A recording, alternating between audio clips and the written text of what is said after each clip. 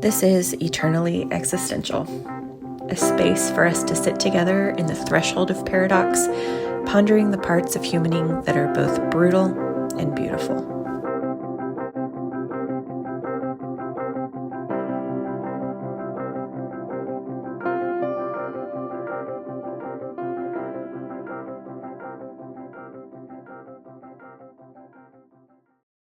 I did past life regression hypnotherapy.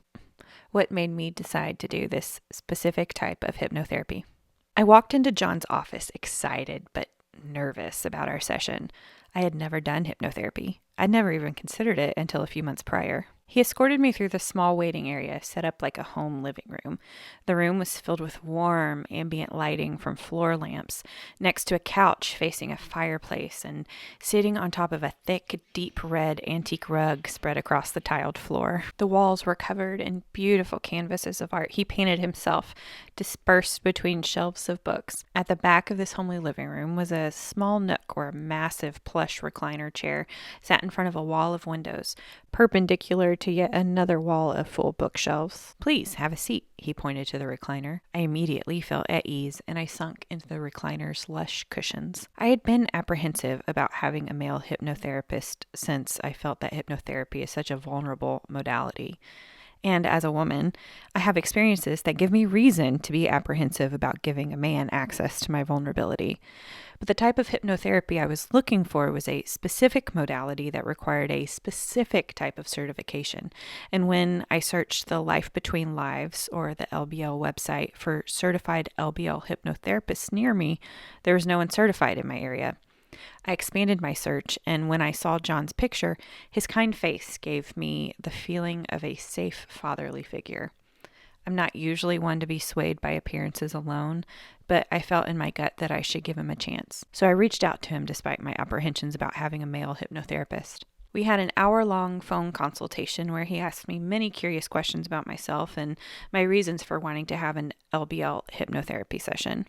Then he talked at length about his passion for his work. This passion, along with his kindness towards his clients and his empathy toward humanity, gave me the green light to book my hypnotherapy session with him. Within a few weeks, I drove 4 hours from home and was sitting in the recliner in John's office for my first past life regression hypnotherapy session.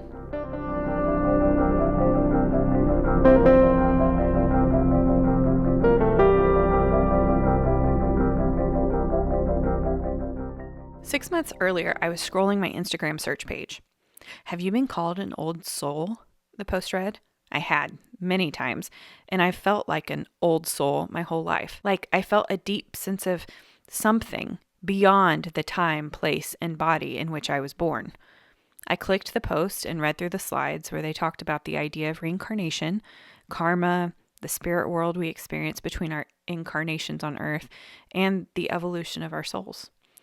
This information is based on studies done by hypnotherapist Dr. Michael Newton, read the caption of the post. You can find more about this in his book, Journey of Souls. For months, I was sitting with this openness to learn and understand more about reincarnation after I watched the Surviving Death documentary. I closed Instagram, ordered Journey of Souls immediately, and inhaled its contents. If it's not obvious from reading my previous articles in this series, I am a voracious learner. My footnotes are almost always filled with resources I've devoured that I like to share, in case you, reader, are interested in a deep dive into the things I write about.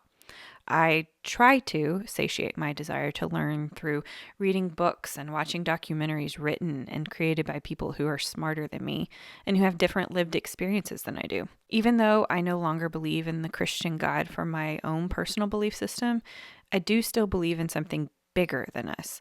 And I believe that something bigger, that source, can intervene in our lives by sending us nudges we can intuit and choose to acknowledge and act on. Source will use what's in front of us to speak to us. In Christianity, they often used my daily Bible study to speak to me. On this day, I was scrolling Instagram, and Source used that random post to nudge me to pick up Michael Newton's book, Journey of Souls, to set me off on the most transformative portion of my path so far.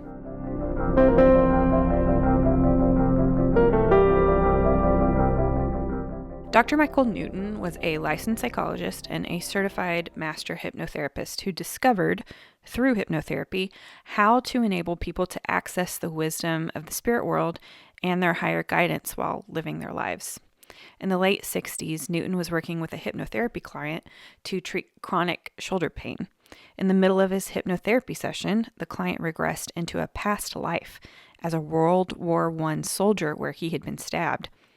Michael asked all manner of questions about his unit, commanding officer, and even the badges on his uniform before desensitizing the pain and resolving the issue. The client went away bewildered, though healed. Newton confirmed the client's story through war records in London. He then treated another client with depression who regressed into the afterlife, a period of time between her incarnated lives. From there, she learned the deeper meaning of her existence. He then spent the next 25 years collecting data from hypnotherapy clients for a comprehensive scope of the spiritual realm and formulated a modality for hypnotherapists to follow to facilitate these spiritual experiences with their clients through past life regression hypnosis and life between lives hypnosis.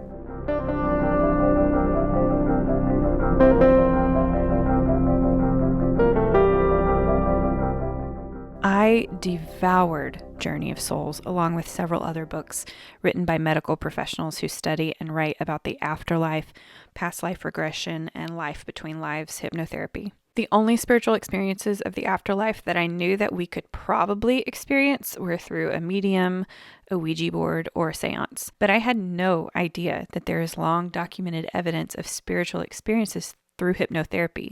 Even hypnotherapy was teetering on the demonic in my evangelical world, so I was conditioned to stay away from it. My willingness months before to be open about the idea of reincarnation made sense once I read these books.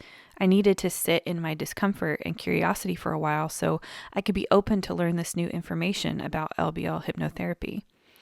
I spent months cycling through each of these books, reading them several times. What I read made so much sense to me. And for me. Life between lives helped me make sense of existence and my role in it. The more I sat with it, the more grounded I became. And the more grounded I became, the more I was willing to accept that it could be true.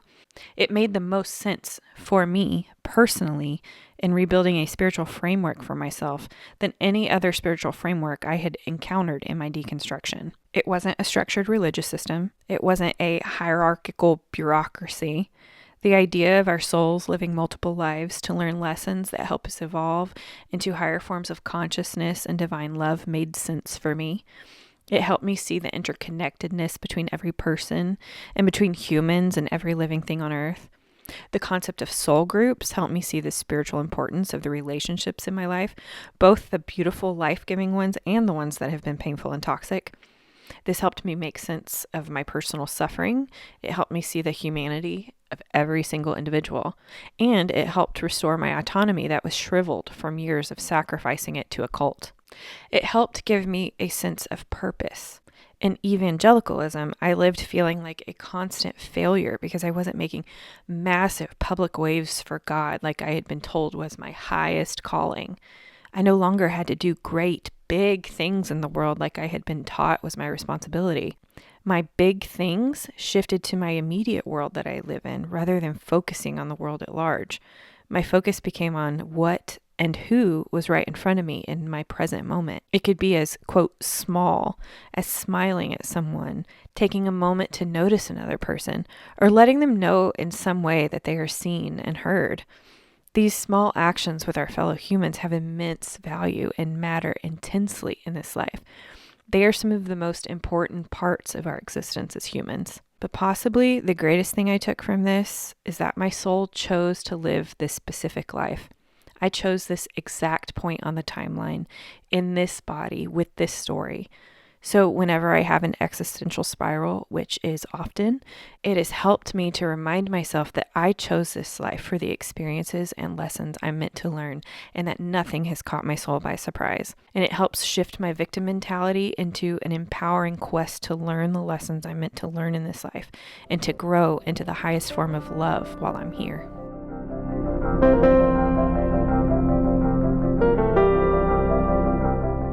Though Newton's collection of data about the spirit world had substantial evidence through thousands of people's common experiences, it still isn't provable. It isn't absolute truth. Believing in what he presents is still a form of faith. As I spent months reading, I needed to analyze all this new information in my left brain before I was willing to accept it as an embodied experience for myself. I was careful to my susceptibility to jump immediately into a spiritual framework since I had recently broken up with my lifelong Christian faith.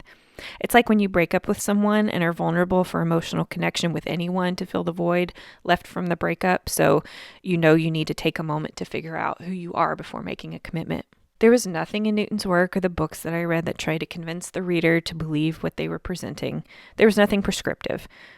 But I'd been emotionally manipulated with spirituality innumerable times, and my guard was high. I spent a majority of my life in charismatic church spaces where intense emotions were used to manipulate the crowd. And before you knew it, people were running around the sanctuary, screaming in tongues and sobbing at the altar. I guarded my emotional response carefully. I kept my guard up, continually self-searching the reasons behind why I would want to have a hypnotherapy session. I wanted to prove to myself that I can rely on my own gut and intuition rather than having someone on the outside facilitate a spiritual experience for me. For 6 months, I audited my motives. Out of pure curiosity, I finally went to the Michael Newton Institute's website just to see if there were any hypnotherapy facilitators in my area. When I saw John's face, something in me told me to reach out. I had no intention of booking a session, but after we spoke, it felt like the right time. I was ready for hypnotherapy.